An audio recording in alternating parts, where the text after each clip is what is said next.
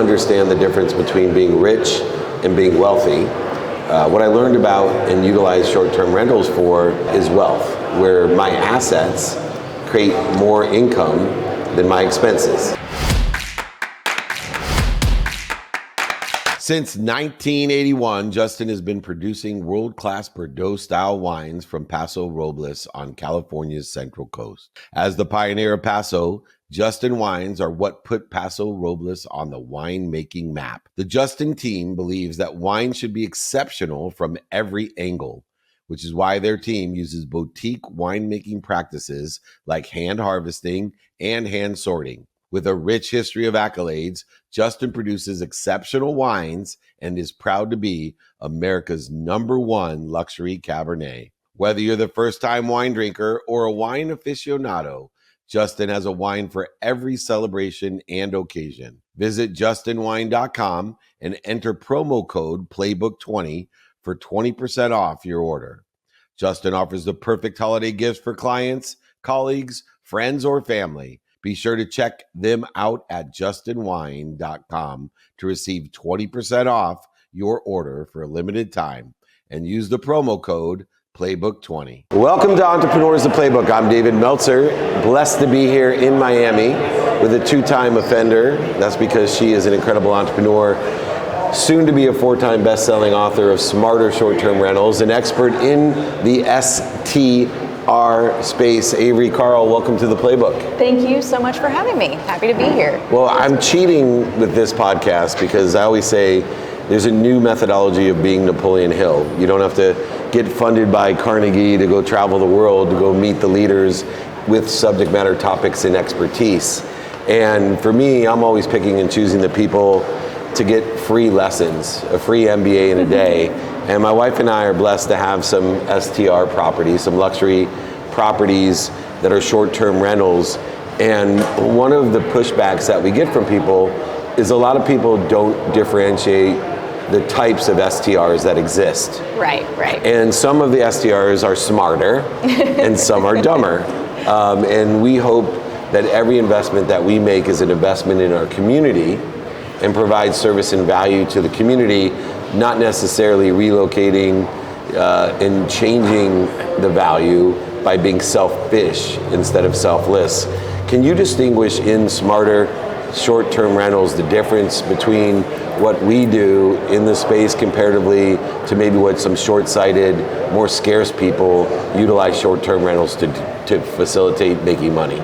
Yeah, absolutely. So what we focus on are true vacation rental properties in vacation markets. So we don't go into like your grandmother's neighborhood and buy properties that somebody would have been living in or buying as a first-time home buyer. We only buy, that's all right, beach houses, cabins, places that people would go to rent on vacation. So we stay only in vacation type markets. We don't go in metro or suburban markets. We only invest in and then in those vacation markets, and we only help investors buy in those vacation type markets where, you know, nobody's going to be renting a $2 million beach house long term. So I want to differentiate what we do from that. And as far as an investment, I've always been involved in real estate because when I went to law school and took real estate law, I learned that all the laws in America from the inception of our Constitution were built for one reason: to protect the landowner. And so understanding how the law can be utilized in order to facilitate a better advantage in business by providing more value, tax advantages, appreciation, depreciation, asset-based lending, cash flow, protection against inflation, all of the different things that over the years have literally been put to law in order to protect the landowner. What are some of the things particular to short-term rentals that the laws, local, state, or federal, are utilized to protect the landowner with short-term rentals? Well, the biggest one, I don't know if you ever heard of the short-term rental loophole. So if you are not a real estate professional, so if you're a high earner like a doctor, attorney, somebody like that, you can actually utilize bonus depreciation, which is normally only available to people who are classified as real estate professionals, meaning you're a full-time real estate agent or real estate investor. But with short-term rentals, you can actually utilize that through what's called the short-term rental loophole by just meeting a certain number of hours that you spend on the property, and you're able to get that bonus depreciation that you wouldn't be able to get if you weren't a real estate professional. Now, one of the other strategies in short-term rental is understanding holding, right? I always say there's so many flippers out there, and there's so many shows about flippers, and people ask me all the time, Dave, why are there only shows about people flipping or selling luxury properties? And I always say that stability is not shiny. ... yawn, yawn. Like, how many of you would tune into Bravo if you were on David Meltzer's buy and hold show? I bought this, see you in 30 years when I'm super rich. That's not a very good Bravo show. But that idea of stability is not shiny, I think, applies to short-term rentals, because the stability it's provided my family and my future family and their future family is exponential in its nature. Why do so many people ignore short-term rentals or long-term holds comparatively to the flipping world of real estate? Because it's not immediate gratification, I think. So I'm a buy and hold investor myself, not just with short-term rentals, but with everything. So we've got 250 doors across 8 states. 8 of those are short-term rentals. The rest are traditional long-terms. I've only ever sold 2 properties, and I kind of regret doing that on both of those. And so the stability is, I think a lot of investors get really caught up in, oh, I've got $200,000 worth of equity in this property, let me sell it and go do whatever. But for me, I like to keep my equity in the properties, because you never know what's gonna happen. Like, we've had the worst. So my main active income is the short-term shop, which we've sold $3.5 billion worth of short-term rentals in vacation markets. But the past 2 years, we've been in the worst real estate market in the history of real estate. I don't know if you guys know that. Fewer homes were sold in 2023 and 2024 than during the Great Recession and during anything. So it's really nice to have these short-term rentals and my long-term rentals, all that income, and that we didn't over leverage ourselves. I've seen, some of our clients who bought properties, took a $500,000 HELOC, did God knows what with that money, and now they've come back to us to sell, and we can't get it sold without them having to come out of pocket to pay back their HELOC. So I think it's really important to not over leverage yourself. Real estate is a long-term, get rich slow deal. It's not a get rich quick deal. There's a lot of people that'll tell you it is, that you can quit your job on 2 properties, and you might be able to, but you really need to plan for the long term, and you have to kind of do that with scale. And it brings up traditionally what people decipher between being rich and being wealthy. So when I was in my 20s and 30s, I was extremely rich. I was worth over $100 million, which ended up in bankruptcy, owning 33 homes in San Diego alone, a golf course, a ski mountain, a variety of things that I owned, assets that I owned, but I didn't understand the difference between being rich and being wealthy. What I learned about and utilized short-term rentals for is wealth, where my assets create more income than my expenses. Right. And there's a variety of different things that happen when your assets are creating more income than your expenses. What are some of the benefits of a short-term rental as far as being wealthy compared to, as we see on TV, a lot of rich people owning a lot of property? Well, if you own a lot of property, but you're not renting it out, and again, if it's not renting in excess of your expenses, then you just have a liability. So for us, we have several mountain houses. We live at the beach, but we have several beach houses also that are worth now 3 times what we paid for them. They generate, let's say, we have one beach house that makes $175,000 a year. I paid $650,000 for that. You can't get it for that now. This was back in 2019. But it really has, that one property really was a game changer for our family. We started buying properties when I was making $37,000 a year in what I thought was my dream job in the music industry. And I was able to replace that income with 2 properties. Now, granted, $37,000 is not much. If you're making $500,000, you're not going to be able to do that. But It just really, having properties that pay for themselves and also like make you income that you can go use is kind of cool. It's like, that's not something that you can do with any other asset class. I can go hang out take the kids up to the Smoky Mountains and do Dollywood and all that when it's not rented. And it's basically a free vacation, and I'm making money on it the rest of the year. And it reminds me, when I lost everything and started working to make that money back, the first big investment I made was a home on the boardwalk in San Diego.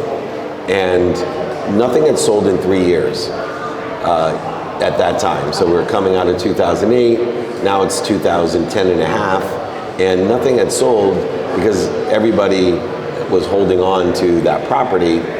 I saw back then, VRBO, Airbnb starting to take off.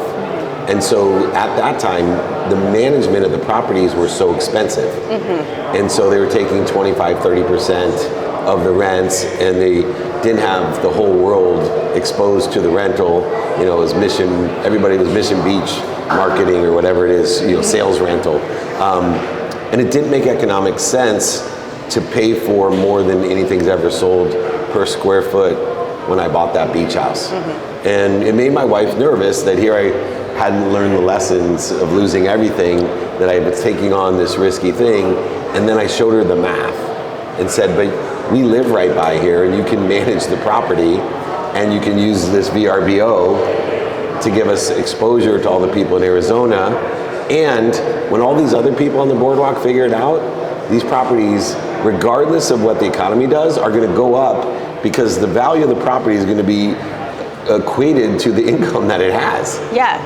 And sure enough, I spent more than anyone had spent, and it's tripled the same as yours since we purchased it. But the short-term rental side, the rents have gone up about 2 times. Yeah. And to that measure, how do we know the math of whether a property is going to be profitable or not? Because you don't want to buy, no matter what the interest rates are, taxes, location, I don't think you want to buy a short-term rental that doesn't cash flow. Right. And people ignore that though. They think it's an investment to either flip or somehow it's going to turn around. Right. So when I started buying short-term rentals, that was in 2015. So I had to do it differently than now. Now there's lots of data companies that measure these types of things. So for me, I just had to look at, okay, what properties are, and this was in the Smokies. I'd just been on vacation there. I'm from North Mississippi, so I've vacationed in the Smokies my whole life. I'm that demographic. And what we had to look at was, okay, which of these properties, and there, again, Airbnb wasn't really a big thing yet, so we had to go on these big property management companies and look at the properties that were available. Okay, well, this one seems to be really booked. What about this is attractive to not to investors, to renters, and let's buy something. And we looked at a bunch of them and said, okay, well, they seem to like this. They seem to like views. They seem to like true cabins and not houses. So we need a cabin with a view, and that's what we went and found. Now there's lots of sources like AirDNA, there's Revity, there's Rabu, there's these data companies that you can look at that will give you an idea of what properties should be able to make. Now, I will say you need to use all of them. Don't just use one of them, because they all pull a little bit differently, and they will kind of like, sometimes they'll underestimate, sometimes they'll overestimate. So what I do is I will take a look at that data, figure out like, okay, I'm gonna buy a 4-bedroom.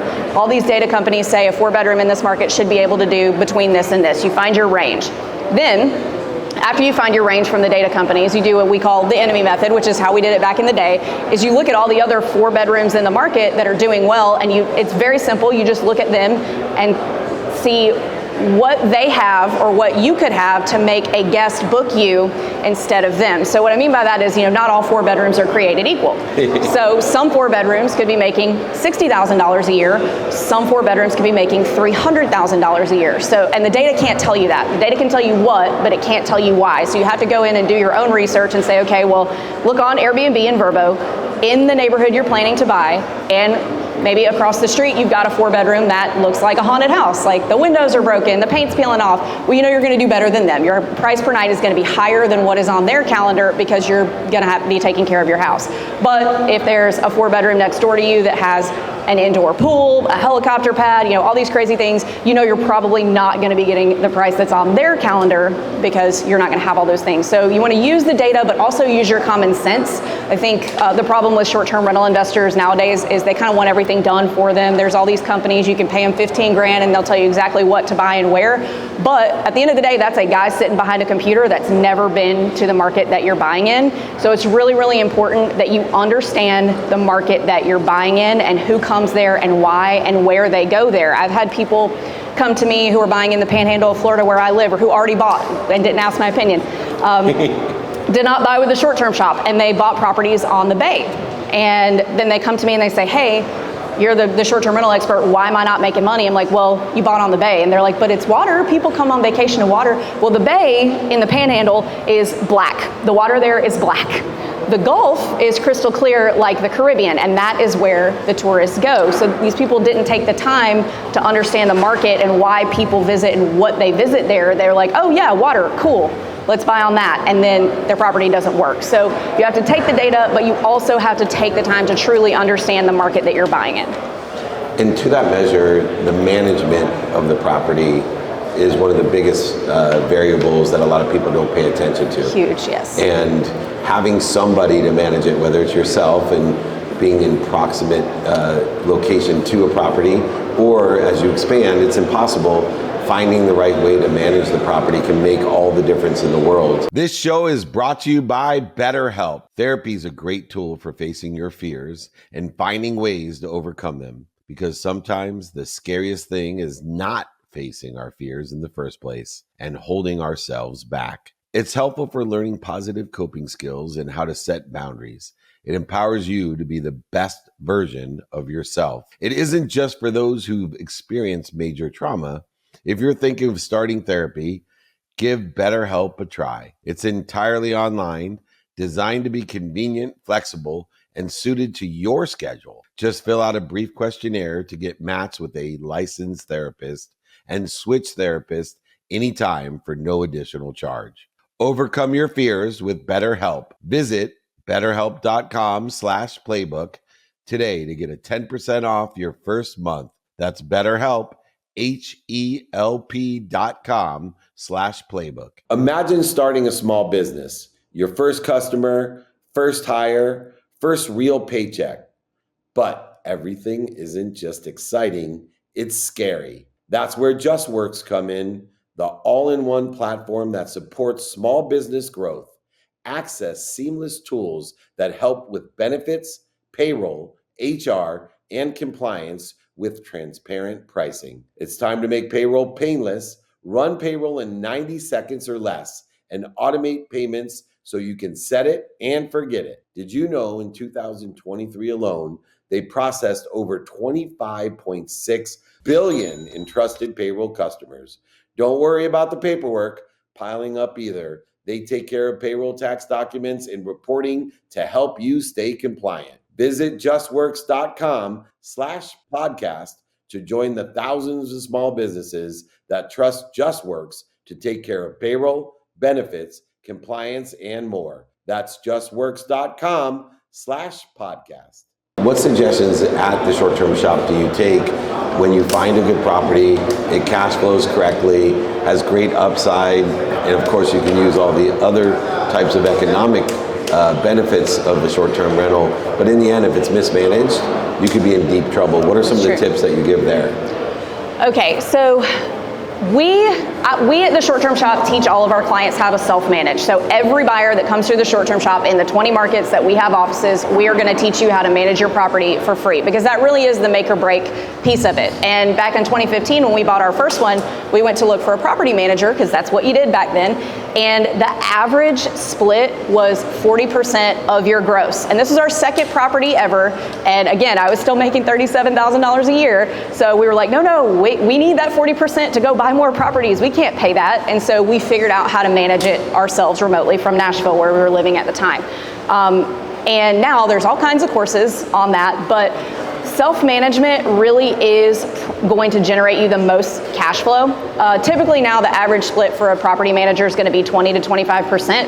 And just to give you guys like a gauge of like some context of how much that can actually be, I have 8 properties. If I had used a property manager last year, that would have cost me $250,000 for something that we have 2 VAs work part-time on for less than $50,000 a year. So you really do want to, you have to learn to self-manage before you can train a VA how to do it. You can say, oh, I'm going to get VAs, but if you don't know how to train them, then they're not going to do a good job either. So my first book, Short-Term Rental, Long-Term Wealth, teaches that.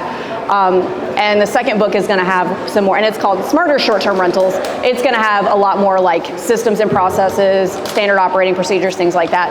But self-management really is the best option if cash flow is your goal. If you just want to have like a lifestyle asset to maybe pay for itself or put a dent in its own expenses, manager is going to be a great option for you. But if your goal is truly to make money, self-management truly is the way to go, or with a VA. And one of the things that you taught me is a lesson that I teach in sales, which is people buy on emotion for logical reasons. And one of the things about having a short-term rental, if we can have an emotional connection while they're there, then they will continue to buy from us, but they also will sell for us. Mm-hmm. There's nothing that creates a greater successful short-term rental than someone that leaves a vacation and says, oh my God, you gotta go to South Mission Beach. I stayed in the best place ever. It's right on the boardwalk and they had this, this, and this. Those subtleties of success make a huge difference. What are some of the things that you've learned to create the emotional attachment so that you actually create a community of people that are buying from you, but also selling for you? At the end of the day, even though it's a real estate investment for you and it's supposed to be based on numbers and all that, what you're doing is giving people like the backdrop for some of the most important memories that their family may have. Kids, I read something recently that the most people's first memory that they can remember as children is a vacation they went on with their family between the ages of 5 and 10. So if you can provide them with a wonderful place to do that, which really is not that difficult, cute, clean, and comfortable, the 3 C's are what I try to stick to. Not, getting in there. I leave candy in my place, so the kids are like, this is the best place ever. They got all the food you can't get. Yes, cute, clean, comfortable. Things through your teeth. That's the secret that we use. Coffee, yes. That's for me. And so we use what's called a digital guidebook, which Touch Stay is the brand that we use, but a lot of vacation rentals you've probably been to have a little binder on the table. So this is digital and it goes to them as soon as they book, so they know all of the things they need to know about your house, like what kind of coffee maker you have. What's the name of that? Touch Stay. There's a few brands, but that's the one we use. Touch Stay, yeah. I figured they'd want to know. Yeah, Touch Stay. And so, the mom like me, hauling in a 3 and a 5-year-old in the middle of the night coming off a plane and, oh crap, I've gotten the wrong kind of coffee and everybody's gonna have a bad morning in the morning because it's a Keurig and I bought, grounds. So it lets them know everything that they need to know about your property before they even get there. So, or before they even leave their house. It answers all the questions they could possibly have. So I think that's a huge one, is making sure their questions are answered before they even have them. Yeah, I think in management of the property, regardless of how great of a manager there is, the emotional side is being an owner of a property that cares about providing value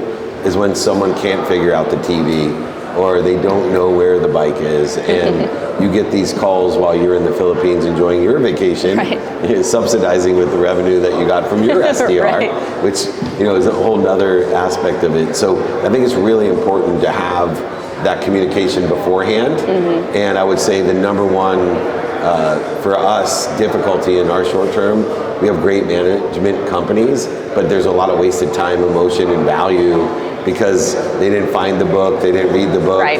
And so to have that onboarding is another great piece of advice. Yeah. I think they're also, remember, in the emotional side, no joke aside, in the comfort and cozy and cute, is providing little things that have perceived value.